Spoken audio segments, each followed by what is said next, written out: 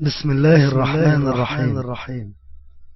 وأعدوا لهم ما استطعتم من قوة ومن رباط الخيل ترهبون به عدو الله وعدوكم وآخرين من دونهم لا تعلمونهم الله يعلم. صدق الله العظيم.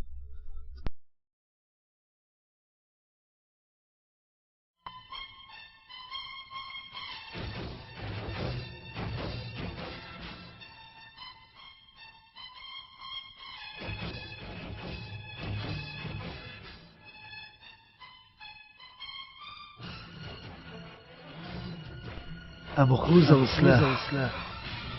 كلمات حسام المعتز بالله. هم دول ولادنا اللي بيحموا عرضنا، هم دول اللي عمرهم ما خانوا عهدنا. أبو خوذة وسلاح في ظهره عشانك وعشاني بيدفع عمره. بيحبك وبيحب مصر أكتر من نفسه. هو مش غريب عننا، هو من دمنا. ده يبقى ابنك يا مصري وابني كمان.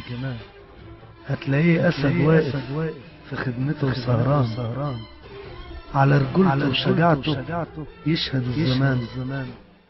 تراب مصر عنده أغلى من الدنيا كلها. في حرب أكتوبر كان وحش جسور، رغم جراحه رغم تعبه حقق العبور. ضحى بدمه وشاف علم بلده منصور. مرتاحش إلا لما حرر كل شبر أرضنا. مفيش بيت إلا لما فيه واحد منهم بيسيبوا أهاليهم وروحهم على كفهم.